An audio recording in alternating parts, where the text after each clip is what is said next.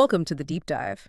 Today we're taking a look at the 2012 police drama End of Watch, directed by David Ayer. And our source material suggests it really found a way to breathe some life into two genres that maybe needed it. The buddy cop movie and, surprisingly, the found footage film. Yeah, it's an unlikely pairing, isn't it? Usually found footage makes you think of horror, right? Shaky cam, low-budget scares, Blair Witch, Paranormal Activity, that kind of thing. Exactly. But this source argues, pretty convincingly, I think, that applying it to, the world of beat cops wasn't just a surprise. It was genuinely innovative. I have to say, my first thought is, really, after so many just okay horror movies using that single camera gimmick, how do you make that work for a police procedural? High action, lots of movement, without making everyone watching feel sick. The camera work was always so bad in those. Well, that's the challenge the film jumps right into. We're following these two LAPD officers in South Central, Brian Taylor, that's Jake Gyllenhaal, and his partner, Mike Zavala, Michael Pena. And the environment they're in is, well, intense, volatile. And the whole found footage angle comes from Taylor's project. He's recording everything. Yeah, for a film class, apparently. But it's not just like one camera on the dash. He's using everything. In-car cameras, the little cameras they wear on their shirts, vehicle cams, handhelds. Wow. Okay, so complete coverage, professional and personal stuff. Total immersion. That's the idea. Yeah. The film kicks off. They're just back on duty after being cleared into shooting.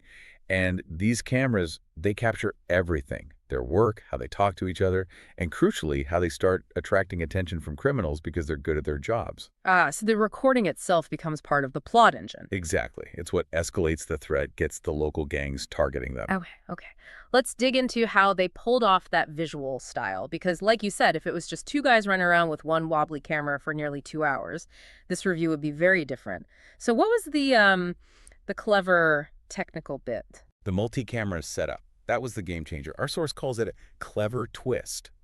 Because instead of just one viewpoint, they made sure pretty much every important scene was covered by at least 4 cameras at the same time. 4 cameras. Okay, so it's less found footage and more like assembled footage, like piecing together surveillance. Precisely. And that shift is really important.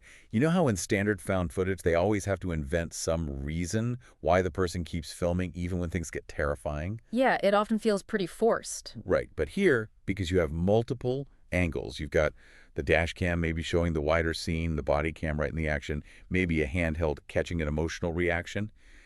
It lets the film cut and move visually, kind of like a normal movie, even though it's all meant to be found. That makes a lot of sense. Avoids the shaky cam fatigue. The source mentions skillful editing being key. I guess it would have to be. With 4 streams of footage, potentially chaotic footage, how did they use the editing to keep it moving, keep you oriented? That's usually where these films fall down. Well, the pace works because the editor can cut between those streams quickly. If the body cam gets too frantic or shaky, boom, they cut wide to the dash cam to let you breathe, reorient yourself. Then maybe jump back to a handheld for a close-up reaction. It stops the audience getting lost or just overwhelmed, which happens a lot with single POV stuff. So the technique wasn't, a way to hide a low budget. It felt like a deliberate choice to create intimacy but keep it dynamic. Okay, but here's a point of contention. I admit my first reaction to hearing about multiple found footage sources was, does that feel contrived? The review brings up critics who apparently didn't buy the mix of police body cams with footage filmed by gang members themselves, and even DEA footage. Just blending official stuff with criminal home movies, did that really track in 2012? That's maybe the most interesting tension in the film, actually. It makes you question what realism even means now. The reviewer really pushes back on that criticism. They argue it's actually incredibly realistic for the time, and even more so now. The issue wasn't the film. Maybe it was audience expectation. People still thought evidence mostly came from official channels. Because in reality, criminals do film themselves and get caught with it. Exactly. Think about how much video is out there now, even back then. Gang members filming stuff, people recording fights on their phones. Just this huge volume of non-official footage. The film was maybe a bit ahead of the curve in showing that crime and policing are documented from all angles now. Official, unofficial, everything. It was just showing the modern reality of evidence. The police work involves digging through all that messy mixed source stuff. So the argument is a truly realistic cop movie today has to include these other kinds of footage. Otherwise, you're just showing one side, the official side, and ignoring how crime actually gets recorded and investigated now. That's the idea. It turns the procedural into this sort of immersive look at constant surveillance, where the crucial piece of evidence might just pop up from someone's phone, not a police report. Right. That really reframes the whole found footage thing. Okay, so the cameras solved one set of genre problems. What about the buddy cop side? The source says the dialogue and the relationship between Taylor and Zavala tackle those cliches. We've seen a million buddy cops, right? The funny one, the serious one. Oh, absolutely. The formula is usually they're total opposites who argue all the time, or they're both trying to be the toughest guy in the room. Lots of macho posturing and like really elaborate jokes. End of Watch just throws that playbook out. The review points out their language is very naturalistic, quite loose. Yeah. Doesn't that risk being boring? If they're just chatting casually, where's the drama? It's a risk, yeah, but it pays off hugely for the characters. It means they talk about, well, nothing sometimes. They rag on each other like brothers do. The banter is super mundane. Wives, kids, cars, stupid arguments. It's that kind of everyday intimacy you only get from spending years relying on someone. And the payoff is you absolutely believe their bond before the big threats hit. It feels earned, organic. It sounds like the kind of chatter you'd actually overhear in a patrol car. You believe they trust each other because you've heard them argue about something completely trivial or make really dumb jokes.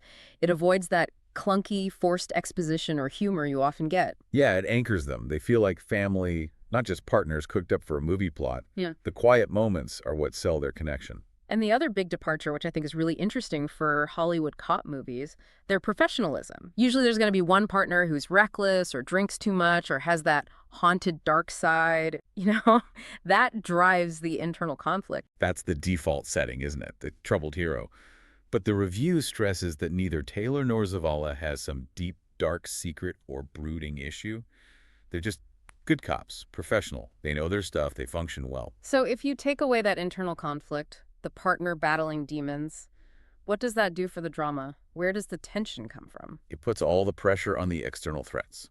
Because Taylor and Zavala are shown as being completely in sync, totally competent, the film's focus shifts entirely to the danger and chaos of their environment. South Central LA. They aren't mavericks breaking rules, they're coordinated, rehearsed even. So instead of scenes where they argue about procedure or cross ethical lines, which is standard stuff, we see them working together smoothly against rising danger. It highlights the job itself, the skill needed rather than personal drama. That quiet competence feels very anti-Hollywood. Exactly. The drama comes from the outside world, not from within the partnership. Sticking to protocol, being highly skilled, that's a huge, refreshing change from the idea that only broken cops can be effective heroes. Now, to make that kind of natural trust and smooth teamwork believable, you need amazing chemistry between the actors. The source really praises Gyllenhaal and Pina for the work they put in. Oh, the chemistry is everything. You just can't fake that level of comfort, especially with dialogue that loose. Apparently, they spent a lot of time together, did ride-alongs with real tops. Just getting that nonverbal shorthand down so when they're working a scene, it looks completely instinctual, like they've spent years side by side in that car.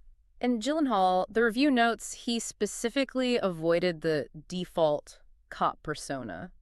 What does that mean, practically? How did his performance differ? It means he didn't just do the standard gruff, cynical, seen-it-all cop voice. Yeah. He plays Taylor as articulate, maybe a bit more analytical because of his filming project. Yeah. Driven by professionalism, not angst. It feels like a specific person, not just a cop archetype. Very grounded in realism and just commitment to the job. Then Pina, crucially, the source says he's a co-lead, not a sidekick. Yeah, and that's important, especially thinking about how often non-white partners in these movies get sidelined or turned into stereotypes. Zavala isn't a cliche. He's got a full life, family, equal standing. Their partnership feels genuinely balanced, which just reinforces that core theme of their bond. So it's really the blend of those two things, the visual approach, that pervasive camera style, and the narrative approach, the realistic professional partnership. That's what makes it work. That seems to be the conclusion. Our source calls End of Watch refreshing and innovative exactly because it nailed both. It used the multi-camera found footage thing effectively outside of horror, and it gave us a believable, cliche-free cop partnership. That's why I got the recommendation. It made familiar genres feel new again. Okay, so summing up the key points then. Innovation 1, fixing the found footage problem with multiple cameras. Made it watchable, dynamic. Innovation 2, dumping the buddy cop cliches for a naturalistic professional relationship. Right, it sort of redefined what realism could feel like in that genre. And the film wasn't just about police work. It was about the act of recording itself, wasn't it? Through Taylor's project and bringing in those other video sources. Which brings us back to that constant recording idea. Taylor's cameras, the gang footage, that felt pretty novel in 2012. It really did. Okay. And think about now, body cams are way more standard. Plus, Ring doorbells, security cameras everywhere, endless phone videos on social media. End of Watch showed one way to weave official footage with all that other found stuff. So the question it leaves us with, maybe, is for future filmmakers. With this absolute flood, this ocean of real-world video evidence being created constantly, what does that mean for telling stories about crime and policing now? Does having so much footage make it easier to tell a focused story? Or maybe harder? What are the possibilities? What are the challenges of this data overload? That is a really interesting question to leave things on, especially as the tech just keeps evolving. Thanks for diving deep with us today.